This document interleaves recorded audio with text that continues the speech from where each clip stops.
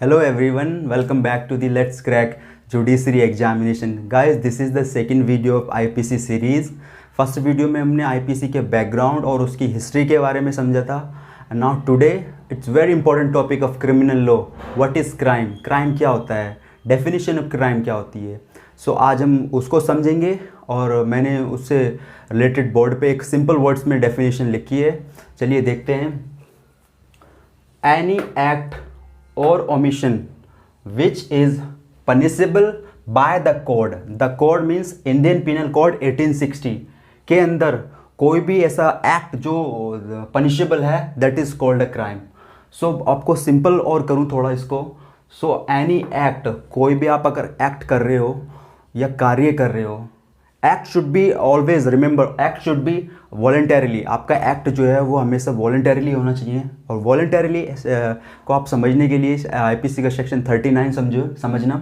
और omission which is punishable by the code that is called a crime. So और एक दो काफ़ी सारे जूरिस्ट हुए हैं जिन्होंने अपनी अपनी डेफिनेशन दी है अबाउट क्राइम. सो मैं सारी डेफिनेशन तो यहाँ नहीं बता सकता आपको, बट एक दो जूरिस्ट हैं जिनकी मैं पक्का आपको यहाँ पे बताऊँगा. सो एक जूरिस्ट हुए हैं टेरेंस मॉरिस. टेरेंस मॉरिस ने बोला था एनक्रोचमेंट ऑफ क्रिमिनल लॉ. अगर आप किसी क्रिमिनल लॉ का उल्लंघन कर रहे हो तो आप क्राइम कर रहे हो. दूसरे जो जूरिस्ट थे स्टीफन ने बोला था कि अगर if you are doing any act which is forbidden by law, कोई भी अगर आप एक्ट कर रहे हो या कार्य कर रहे हो जो फॉरबिड किया है लॉ ने, तो आप क्राइम कमिट कर रहे हो. तो उसके बाद और अच्छे से समझने के लिए उसके एक लैटिन मैगज़िम है क्राइम को समझने के लिए, या मेंसरिया क्या समझने के लिए. अभी फ़िलहाल हम लैटिन मैगज़िम डिस्कस करते हैं. Actus non facit reum निसी mains sit rea. So guys it means the act itself doesn't makes man guilty unless his intention are so. Guys अगर आप कोई भी एक्ट कर रहे हो और आप उसके पीछे आपका क्रिमिनल माइंड नहीं है तो देर इज़ नो क्राइम. सो ये मैगज़ीन बोलती है अगर आप एक्ट कर रहे हो तो उसके अंदर आपका क्रिमिनल माइंड मेंसरिया होना बहुत ज़रूरी है. मेंसरिया नहीं होगा तो क्राइम नहीं होगा. सो इस मेंसरिया को इस्टेब्लिश करने के लिए काफ़ी सारे केसेस हैं. मैं नंबर 1 एक केस आपके साथ डिस्कस करूं तो आर बनाम एलाडे का केस है. 1837 के अराउंड का केस है वो. उसके अंदर लॉर्ड अर्विंजन ने बोला था कि अगर कोई भी एक्ट आप क्राइम कर रहे हो तो उसके अंदर mens rea should be in the crime. Mens rea नहीं होगा तो देर इज़ नो क्राइम. सो एक दूसरा और काफ़ी सारे केसेस थे. उसके बाद एक आर बनाम प्रिंस का केस हुआ है. उसके बाद एक और केस था क्वीन बनाम टालसन का केस हुआ है. और सिराज वर्सेस डी रूटजन का केस है. इंडियन केस में अगर मैं आपको बात करूं तो M.H. George versus state of Maharashtra था. और एक Nathulal versus state of MP का केस था जिसमें उन सारे केसेस के अंदर मेंसरिया को ये डिस्कस किया है उन लोगों ने कि वो क्रिमिनल माइंड क्या होता है. क्रिमिनल माइंड नहीं होता. आप सिंपल समझिए, अगर if there is no criminal mind there is no offence. So guys हमने समझा ये लैटिन मैगज़ीन एक्टस नॉन फेशिट रियम निसी मेंस सिट्रिया. और ये एग्जाम पॉइंट ऑफ व्यू से बहुत इंपॉर्टेंट है. इसको पूछ लेता है कई बार, मेंस में भी पूछता है. मेंसरिया को आप एक्सप्लेन कीजिए, उससे रिलेटेड सारे केस लॉज मेंशन कीजिए. और LLB में भी ये पूछता ही है. आप कम 3 4 5 मार्क्स में जितने भी पूछता होगा. तो गाइज हमने आज अभी समझा है हमने उस क्राइम का डेफिनेशन और क्राइम के लिए एक्ट कितना इम्पोर्टेंट है, ओमिशन कितना इम्पोर्टेंट है, और वो mens rea. Now let's to discuss elements of crime क्या होते हैं. गाइज अगर मैं आपको बताऊं एलिमेंट्स ऑफ क्राइम, जो एलिमेंट्स हैं there are 4 type. The first one is a human being. So आपको मैं इसके पीछे का थोड़ा बैकग्राउंड बताता हूँ. ह्यूमन बीइंग पहला एलिमेंट क्यों है. एंशियंट टाइम में, प्राचीन टाइम में क्या होता था कि अगर कोई भी पेट एनिमल है, वो पेट एनिमल किसी पर्सन को हार्म कर देता है, उसको चोट पहुंचा देता है, तो उस एनिमल को भी पनिश किया जाता था और उसके ओनर को भी पनिश किया जाता था. सो इसलिए जैसे जैसे सोसाइटी अपग्रेड हुई, सोसाइटी थोड़ा मॉडर्न हुई, लोगों को लॉ में चेंज करने पड़े. और उसके बाद उन्होंने यहाँ स्पेसिफिकली ह्यूमन को मेंशन किया है कि अब वो जो एनिमल्स का कॉन्सेप्ट था वो उन्होंने रिमूव कर दिया और ह्यूमन को उन्होंने ऐड कर लिया। ह्यूमन प्लस और अ पर्सन। पर्सन आईपीसी के सेक्शन 11 के अंदर डिफाइन है। पर्सन्स के अंदर मैं आपको थोड़ा सा एक्सप्लेन कर दूं पर्सन क्या होता है।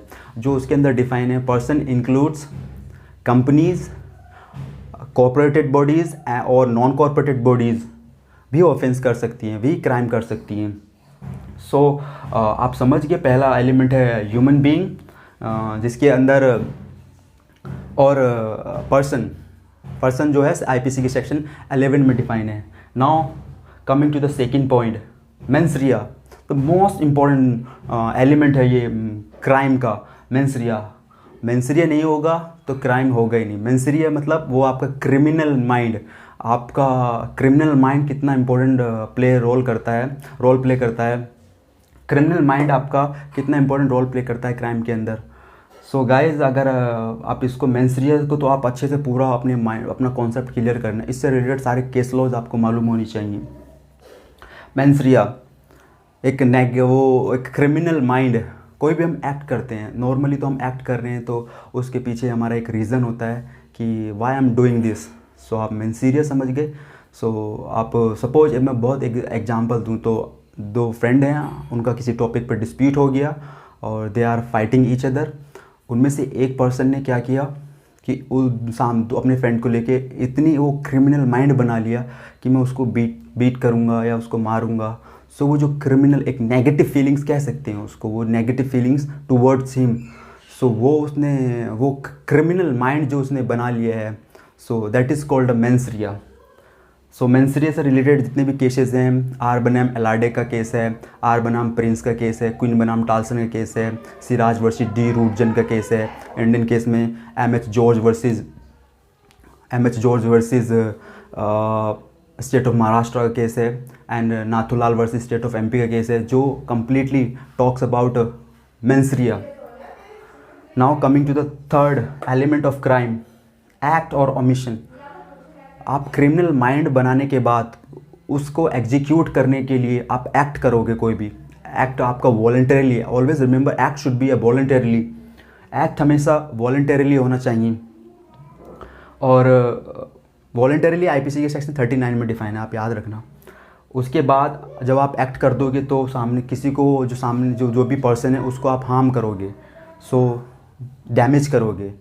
सो ये पर्सन और सोसाइटी, यहाँ पे पर्सन और सोसाइटी डैमेज, ऑब्वियसली ये पर्सन भी होगा, आप सोसाइटी के अगेंस्ट भी कुछ क्राइम कर सकते हो, सोसाइटी में डैमेज कर सकते हो।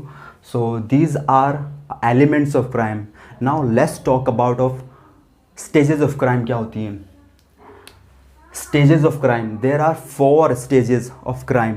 गाइस, ये तो बेसिक मतलब एलिमेंट है क्राइम के, ये तो होना ही चाहिए। ये अगर नहीं होंगे, दीज 4 एलिमेंट्स अगर नहीं होगा तो क्राइम नहीं होगा।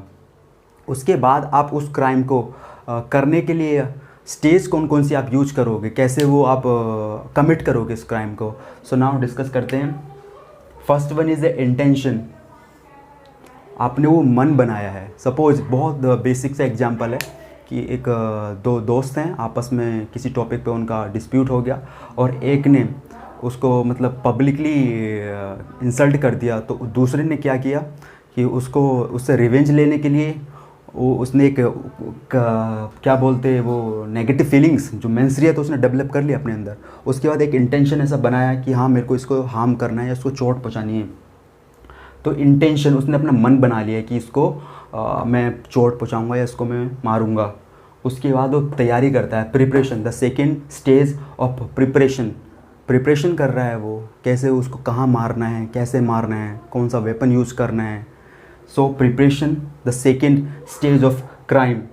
Now the coming to the third point of attempt. Preparation कर लिए, नाउ वो अब अटैम्प्ट करेगा।